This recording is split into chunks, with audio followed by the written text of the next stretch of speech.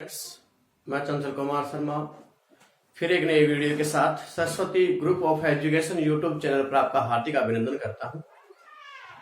हमारा इस लॉकडाउन के दौरान लेसन नंबर 2 कंप्लीट हो चुका है। लेसन नंबर 3 अपना प्रोग्रेस पे है, जिसमें हमने इलेक्ट्रोड विभव नैनसेट इक्वेशन आदि के बारे में चर्चा कर ली है। आज हम इस वीडियो में केवल और केवल आंकिक प्रश्न यानी न्यूमेरिकल्स के बारे में चर्चा करने वाले हैं। तो नैनसेट इक्वेशन से रिलेटेड जो भी न्यूमेरिकल हैं, जो राजस्थान बोर्ड की बुक में है, एनसीईआरटी बुक में है, वो न्यूमेरिकल मैं आपको करवाने जा रहा हूं। तो देखिए, आज का अपना पहला न्यूमेरिकल है, क्वेश्चन नंबर 1 है कि पीएच बराबर 10 वाले विलयन के संपर्क में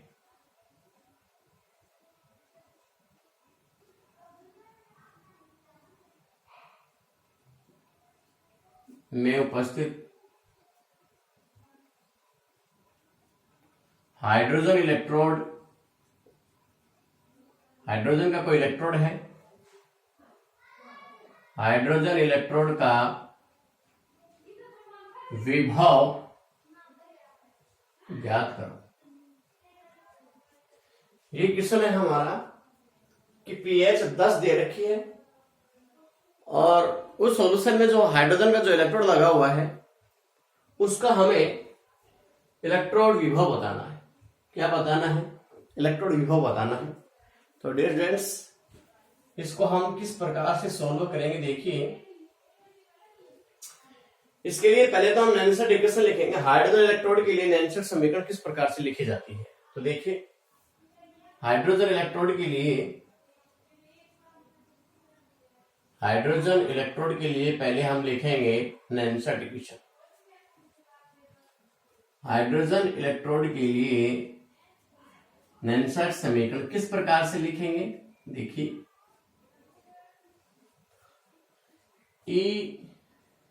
H plus H2 equal to E superscript H plus oblique H2 minus 0.0591/1, यानी यहां एक इलेक्ट्रॉन ट्रांसफर होता है।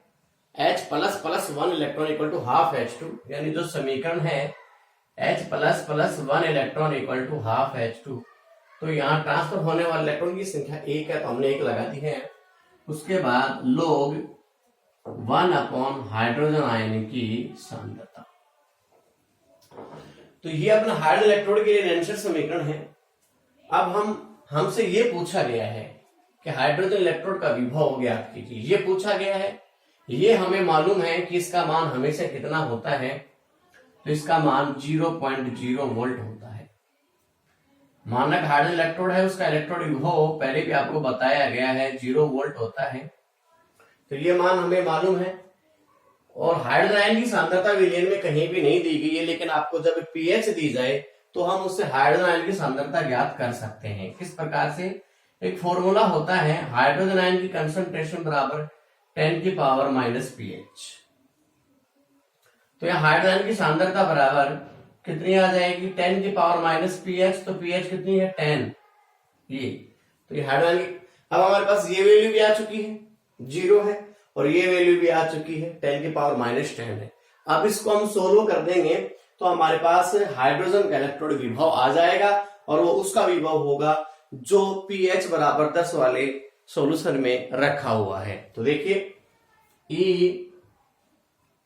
H plus H2 equal to यहां 0 माइनस 0.0591/1 log 1/10 की पावर माइनस 10। और इसके बारे में हम चर्चा कर चुके हैं। हाइड्रोजन आयन की कंसंट्रेशन 10 की power minus 10। EH plus oblique H2 equal to 0 minus 0.0591 log, देखिए, 10 की पावर माइनस 10 ऊपर जाएगा तो क्या हो जाएगा? प्लस का हो जाएगा, 10 की पावर 10 हो जाएगा। और यहां इसको मैं अलग से सोल्व कर देता हूं, 10 की पावर 10। तो इसमें फॉर्मूला कौन सा लग जाता है? log m की घात n, तो क्या हो जाएगा 10 log 10। log 10 का मान कितना होता है 1, तो 10 गुणा 1 बराबर 10। तो हमारे पास इसका मान ये आ गया। यानी हमें याद रखना है कि log 10 बराबर 1 होता है, log 100 बराबर 2 होता है, log 1000 बराबर 3 होता है। तो ये ध्यान रखना आप, जैसे log 1000 बराबर 3 कैसे आया, तो अपन log 10 की पावर 3 लिख सकते हैं। तो ये क्या हो गया 3 log 10, तो log 10 का मान 1, तो 3 गुणा 1। तो हमारे पास इस प्रकार से इसका जो मान है वो 10 आ जाता है। तो EH/H2 इक्वल टू 0.0591 log 10 की पावर, हमने इसका मान निकाल लिया है, कितना आया है 10, तो मल्टीप्लाई 10। तो इस प्रकार से इसका मान आ जाता है, वो क्या आ जाता है -0.591 वोल्ट। तो स्टूडेंट्स, हमारे पास ये हाइड्रोजन का जो इलेक्ट्रोड था, जो pH बराबर 10 वाले सॉल्यूशन में रखा हुआ है, उसका विभव -0.591 वोल्ट आया है। आप इसका स्क्रीनशॉट ले लीजिए। अपना अब नेक्स्ट क्वेश्चन है क्वेश्चन नंबर 2। दूसरा क्वेश्चन देखते हैं। ये भी नैनसेट इक्वेशन से ही रिलेटेड है। आज हम जो भी क्वेश्चन पढ़ने वाले हैं वो नैनसेट इक्वेशन से रिलेटेड पढ़ने वाले हैं। तो अपना अगला जो क्वेश्चन है वो देखिए क्या है।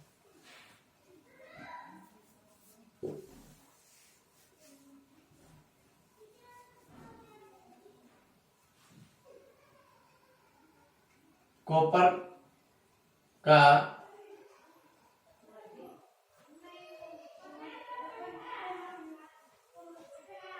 मानक इलेक्ट्रोड विभव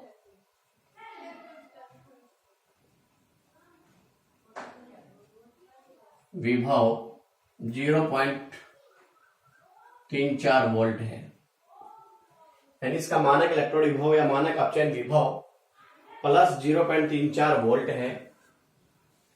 0.1 मोलरिटी युक्त विलयन में, युक्त कॉपर विलयन में या कोई भी लवण का विलयन है, कॉपर आयन युक्त विलयन में कॉपर का इलेक्ट्रोड विभव ज्ञात करो। तो देखिए स्टूडेंट्स, ये कॉपर का मानक इलेक्ट्रोड विभव, मानक अपचयन विभव दिया गया है। और अपना जो इलेक्ट्रोड, कोई भी कॉपर का इलेक्ट्रोड है वो 0.1 मोलरिटी युक्त सांद्रता वाला जो विलयन है उसमें रखा हुआ है। तो कैसे करेंगे इसको, तो देखिए वो नैनसेट इक्वेशन से रिलेटेड है। ये भी कॉपर के इलेक्ट्रोड विभव है तो नैनसेट समीकरण,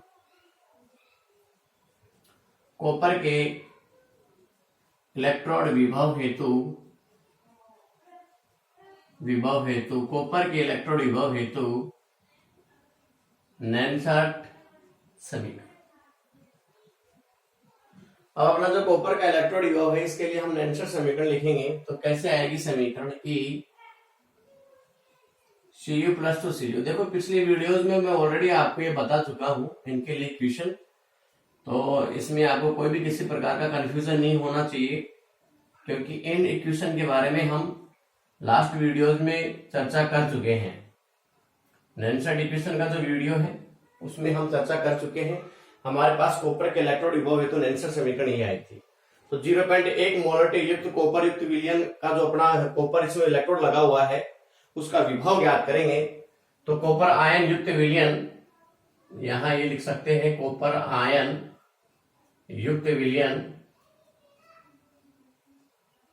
तो यहां देखिए हमें क्या कह रहा है, मानक इलेक्ट्रोड विभव का मान दिया गया है। तो मानक इलेक्ट्रोड विभव कितना दिया गया है, ये 0.34 माइनस 0.0591 बटा 2 log 1 बटा 0.1।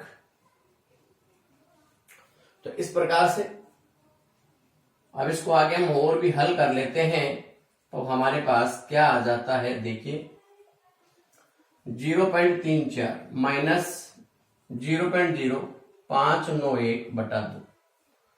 अब हमारे पास log 0.1 आया, तो इसको मैं यहां हल कर देता हूं। log 1/0.1 क्या लिख सकते हैं, log 1/10⁻⁻1 यानी log 10⁻⁻1 ऊपर जाएगी, प्लस हो जाएगी, तो log 10।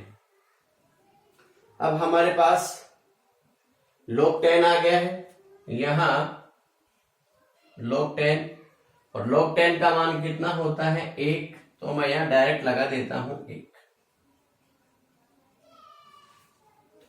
तो इस प्रकार से आप इसको जब हल करोगे तो हमारे पास इसका मान 0.31 वोल्ट प्राप्त हो जाएगा। इसको जब आप कैलकुलेट करोगे तो इसका मान आएगा 0.31 वोल्ट। तो इस प्रकार से हमारा सेकंड न्यूमेरिकल आंसर इक्वेशन से रिलेटेड है। अब इसका भी आप स्क्रीनशॉट ले लीजिए।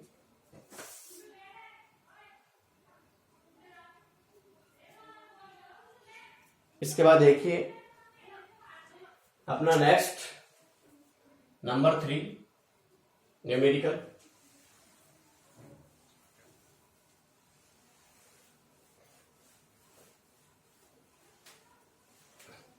आज हम क्या नाम की क्वेश्चन की ही चर्चा करेंगे।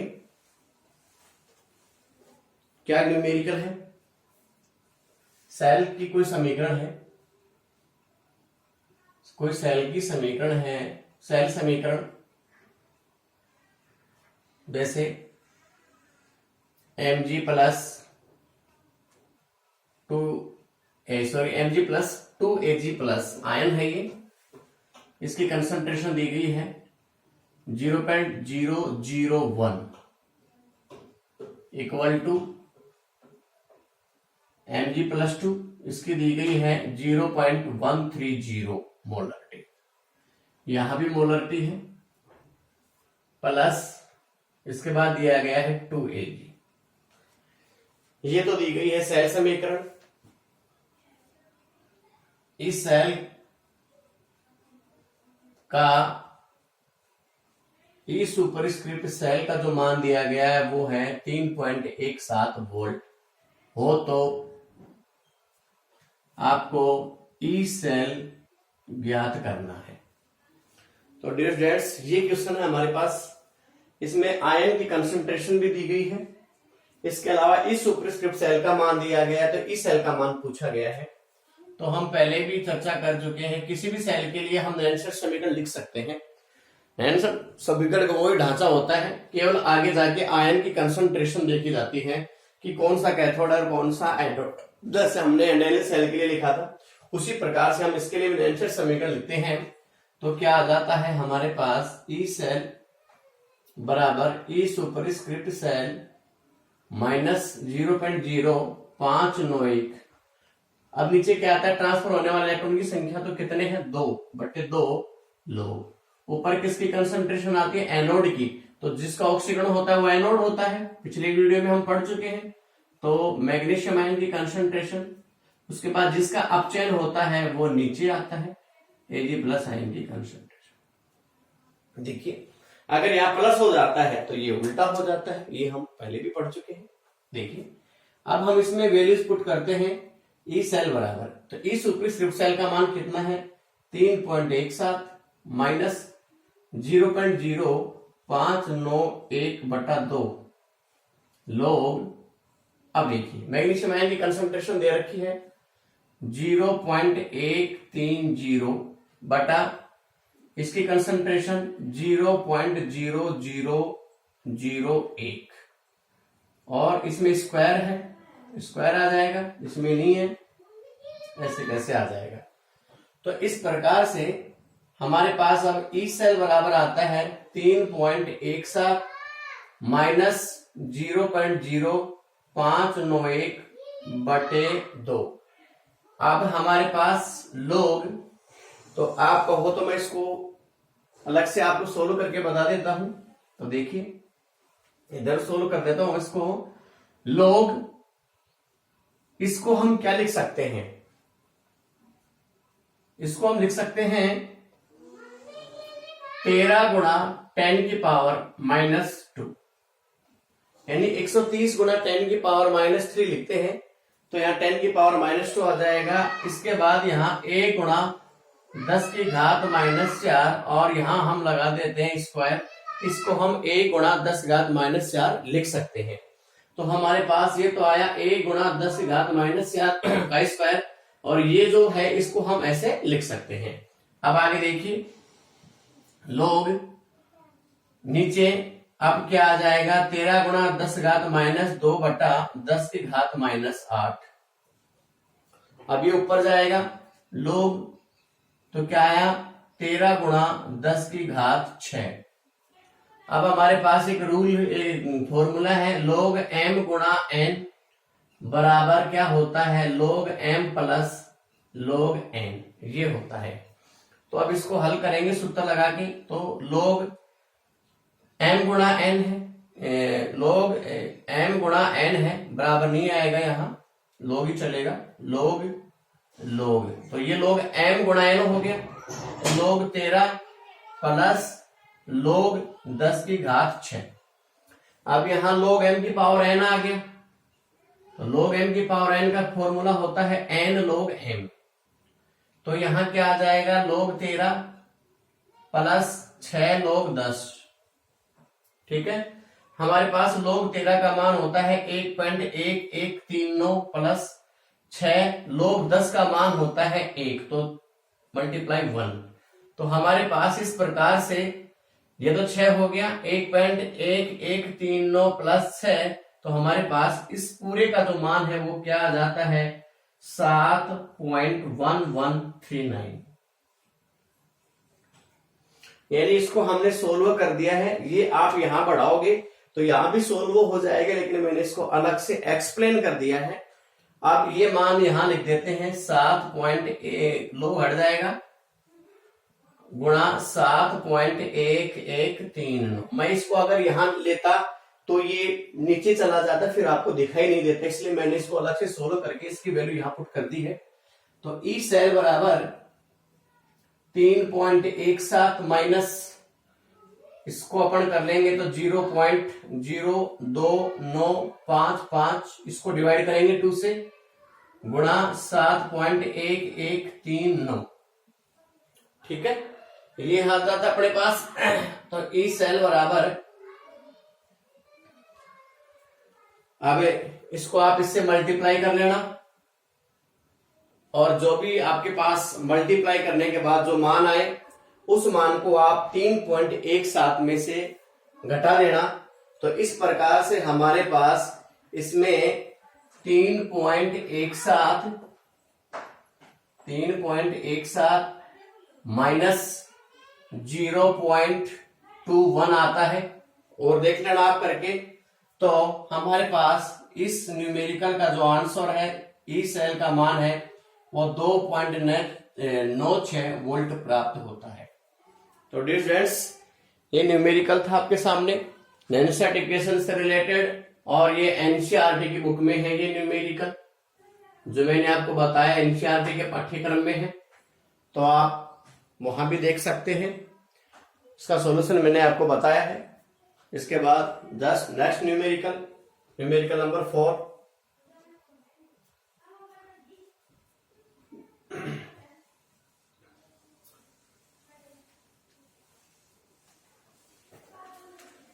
सेम इसी टाइप का एक न्यूमेरिकल और भी है, वो भी आपको मैं करवा देता हूं। देखिए, ये अपने राजस्थान बोर्ड की टेक्स्ट बुक पाठ्य पुस्तक है, उसमें दिया गया है। सेल समीकरण Ni plus 2Ag plus 0.002 molarity equal to Ni plus 2, इसका मान 0.160 मोलरिटी प्लस 2Ag सेल समीकरण है। इसके लिए यानी ये जो सेल है, इसके लिए ई सेल जो दिया गया है, ई सुपरस्क्रिप्ट सेल, वो दिया गया है 1.05 वोल्ट हो तो आपको ई सेल का मान ज्ञात करना है। तो सेम वो उसी टाइप का क्वेश्चन है, देखते हैं इसको भी एक बार। तो यहां इसके लिए मैंने आंसर इक्वेशन लिख लेते हैं। ई सेल बराबर ई सुपरस्क्रिप्ट सेल माइनस 0.0591 बटे 2 इलेक्ट्रॉन ट्रांसफर हो रहे हैं। लोग इसके लिए अब एनोड कौन सा है, निकिल, तो निकिल ऊपर आ जाता है और नीचे क्या है, सिल्वर। कैथोड है, नीचे आता है। तो इस सेल के लिए आंसर इक्वेशन ये बन चुकी है। पिछले वीडियो में हम पढ़ चुके हैं इक्वेशन कैसे बनाते हैं आंसर के लिए। इसका मान दिया गया है 0.0591 बटा 2। लो निकल आयन की कंसंट्रेशन देखिए कितनी है, 0.160। एजी प्लस आयन की कंसंट्रेशन 0.002, लेकिन स्क्वायर लगा हुआ है, स्क्वायर लगा देंगे।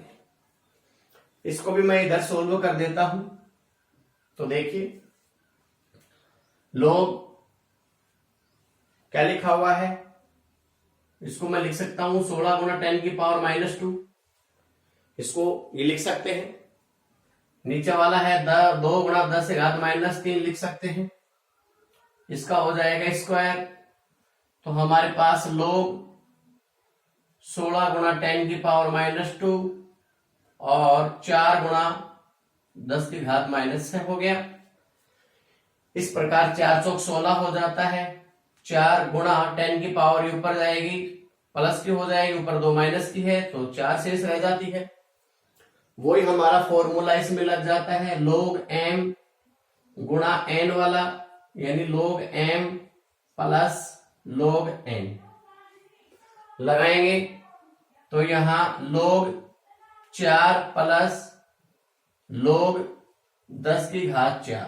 फिर यहां फॉर्मूला लग जाता है log m की पावर n बराबर n log m, ये फॉर्मूला लग जाता है। log 4 का मान हमें पता है, ये होता है। और log 10 की घात 4 को लिख सकते हैं 4 log 10, 4 log 10, log 10 का मान 1, तो इस पूरे का मान हमारे पास प्राप्त हो जाता है ये 4.6020। इस मान को मैं अब यहां रख देता हूं। ये मैंने अलग से हल कर लिया है। 1.05 माइनस 0.0591 बटे 2।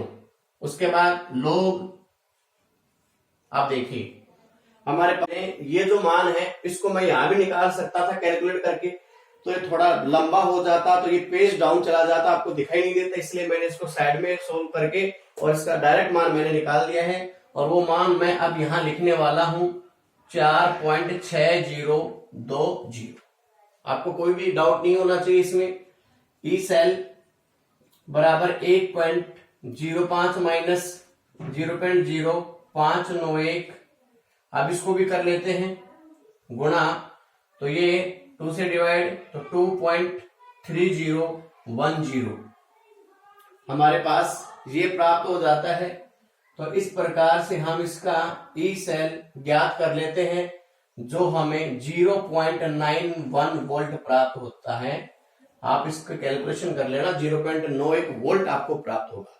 इस प्रकार से हमने एक नैनसेट इक्वेशन से रिलेटेड एक न्यूमेरिकल और भी देखा है।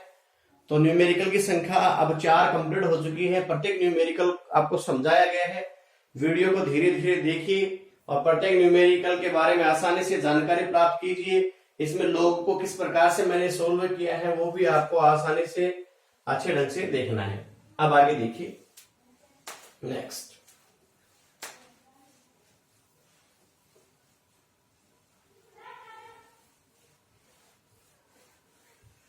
डिस्टेंस एक बहुत ही अच्छा टॉपिक करवाने वाला हूं मैं आपको। जैसे देखिए हमने डैनियल सेल के बारे में चर्चा की थी,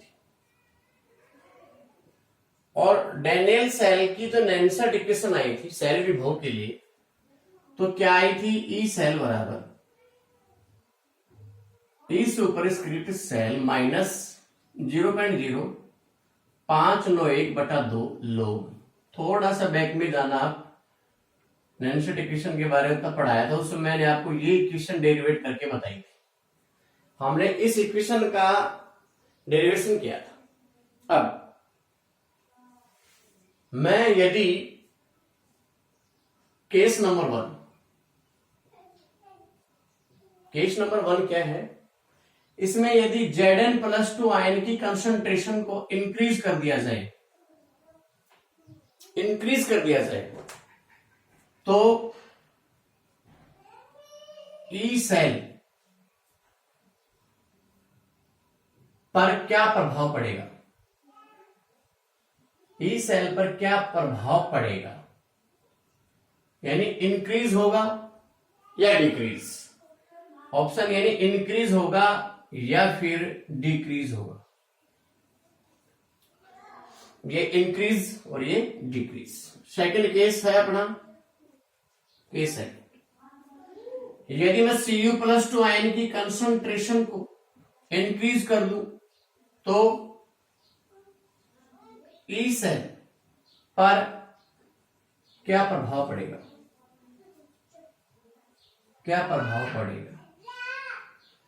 यानी ई सेल इंक्रीज होगा या डिक्रीज होगा, ये हमें देखना है। तो इस क्वेश्चन का आप एक बार स्क्रीनशॉट ले लीजिए।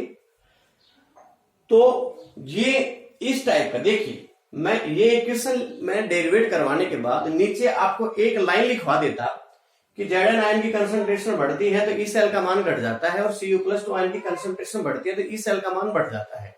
ये मैं आपको वहां लिखवा देता, एक लाइन लिखवाने के मैं लिखवा देता, बट आपके माइंड में कंफ्यूजन रहता कि ऐसा क्यों होता है कि इसकी कंसंट्रेशन बढ़ने से ई सेल डिक्रीज हो जाता है और इसकी कंसंट्रेशन बढ़ने से ई सेल इंक्रीज हो जाता है, ऐसा क्यों हो जाता है। मैं वहां केवल आपको एक लाइन नोट करवा देता, लेकिन मैंने यही सोचा कि आपको ये थोड़ा सा एक्सप्लेन करके बता देता हूं, तब न्यूमेरिकल चलेंगे उसी समय। तो अब न्यूमेरिकल चल रहे हैं, इसी समय मैं आपको बता देता हूं। देखिए ये आपके सामने क्वेश्चन है, इसको मैं दो पार्ट में ही सोल्व कर देता हूं।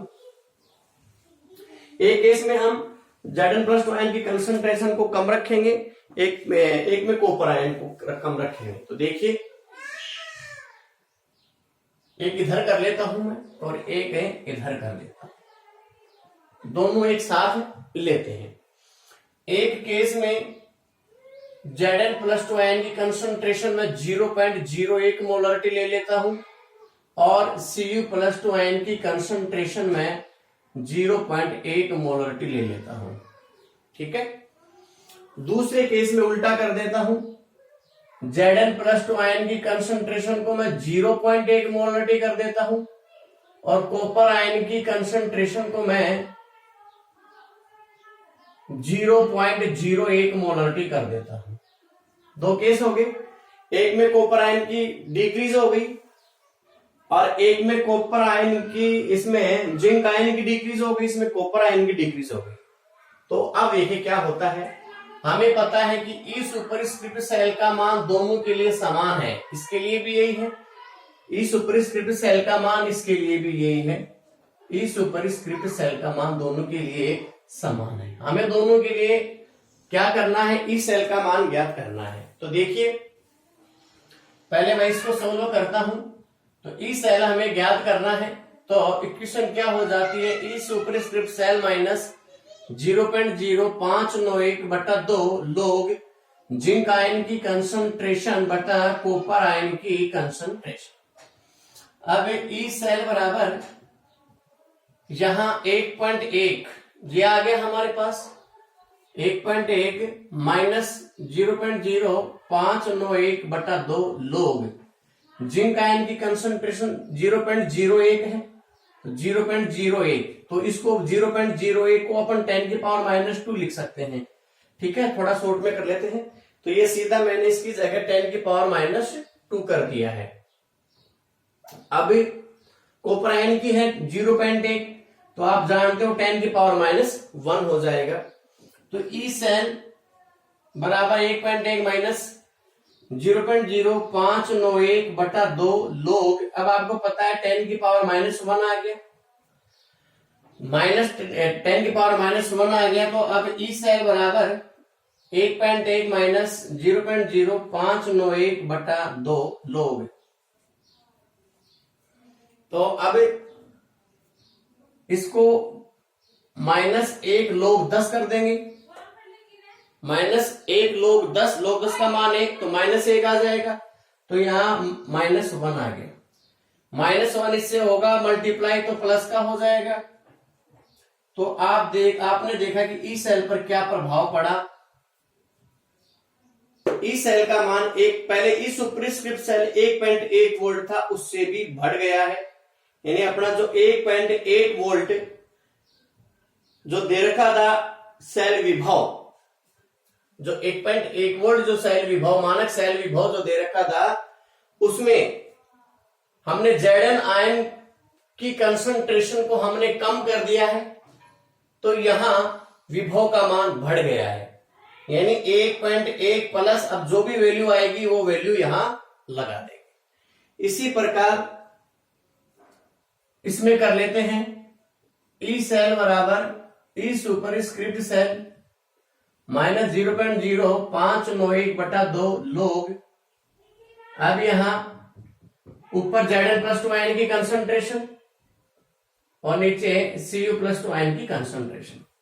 तो ई सेल बराबर 1.1 माइनस 0.0591/2 लोग। ऊपर कितना है 10⁻⁻1, नीचे कितना है 10⁻⁻2, क्योंकि इसको अपन 10⁻⁻2 लिख सकते हैं और इसको अपन 10⁻⁻1 लिख सकते हैं। तो मैंने डायरेक्ट वो लिख दिया है। ये ऊपर जाएगा तो log 10 हो जाएगा। तो हमारे पास ई सेल बराबर क्या आया 1.1 माइनस 0.0591/2 log 10 का मान 1। अब ये जो मान है ई सेल बराबर 1.1 माइनस 0.02955 ये आ जाता है। तो ये 1.1 से भी कम हो गया, ये 1.1 से भी कम हो गया, ये 1.1 से भी बढ़ गया। ये बढ़ गया यानी इंक्रीज हो गया, और ये क्या हो गया डिक्रीज हो गया, कम हो गया। तो ये देखिए यहां हमने जिंक आयन की कंसंट्रेशन को कम किया तो बढ़ गया। अगर Zn आयन की कंसंट्रेशन को बढ़ा देंगे, कम किया तो बढ़ गया, और बढ़ा देंगे तो ये क्या हो जाएगा कम। यानी ई सेल और जिंक आयन की कंसंट्रेशन को देखा जाए, Zn आयन की कंसंट्रेशन को जब कम कर दिया जाता है तो ई सेल का मान बढ़ जाता है। इसी प्रकार इधर देखें, हमने कॉपर आयन की कंसंट्रेशन को कम कर दिया, तो हमने कॉपर आयन की कंसंट्रेशन देखिए कम कर दिया, कम हो गई। तो ई सेल का जो मान है वो भी क्या हो गया कम हो गया। तो ई सेल का मान डिक्रीज हो गया। कब? जब आपने कॉपर आयन की कंसंट्रेशन को क्या कर दिया डिक्रीज कर दिया। यानी कॉपर आयन की सांद्रता बढ़ाने पर ई सेल बढ़ता है, और कॉपर आयन की सांद्रता को कम करने पर ई सेल का मान भी कम हो जाता है। जिंक आयन की सांद्रता बढ़ाते हैं तो ई सेल का मान देखिए, जिंक आयन की सांद्रता कम कर दिया है तो ई सेल बढ़ गया है। अब हम जिंक आयन की कंसंट्रेशन को बढ़ा देंगे तो ई सेल घट जाएगा। तो इस प्रकार से डायरेक्ट आपको न लिखवा के, और ये मैंने आपको समझा दिया है कि कैसे किस प्रकार से घटता है, एक न्यूमेरिकल बेस कंसेप्ट आपका क्लियर किया है। तो Zn+2 आयन की कंसंट्रेशन जब इंक्रीज होगी, Zn+2 आयन की कंसंट्रेशन जब बढ़ा देंगे तो हमारा जो ई सेल है वो क्या हो जाएगा डिक्रीज हो जाएगा। ठीक है, तो Zn+2 आयन की बात हो गई है। अब दूसरा है कॉपर आयन की कंसंट्रेशन को यदि इंक्रीज कर दिया जाएगा तो ई सेल का मान भी इंक्रीज हो जाता है। अब हमने इसमें क्या किया था डिक्रीज किया है तो डिक्रीज हो जाएगा। तो यहां कंसंट्रेशन को डिक्रीज करेंगे तो डिक्रीज हो जाएगा, इंक्रीज करेंगे तो ई सेल इंक्रीज हो जाएगा। तो इस प्रकार से ये रिलेशन होता है डेनियल सेल के सेल विभव। जो डेनियल सेल का जो सेल विभव है वो निर्भर होता है जिंक आयन की कंसंट्रेशन और कॉपर आयन की कंसंट्रेशन के ऊपर। जिंक आयन की कंसंट्रेशन बढ़ाने से ई सेल कम हो जाता है, और कॉपर आयन की कंसंट्रेशन बढ़ाने से ई सेल बढ़ जाता है। कॉपर आयन की कंसंट्रेशन घटाने से ई सेल घट जाता है, तो हमने घटने वाला न्यूमेरिकल किया है। इधर हमने जिंक आयन की कंसंट्रेशन को घटाया है तो ई सेल बढ़ गया है। यदि हम जिंक आयन की कंसंट्रेशन को बढ़ाएंगे तो ई सेल डिक्रीज हो जाएगा। तो इस प्रकार से ये कंसेप्ट आपका क्लियर हुआ है। डायरेक्ट एक लाइन लिखवाने से शायद आप उस लाइन को रटते, बाकी न्यूमेरिकल के द्वारा आपने इसको अच्छे ढंग से समझ लिया है।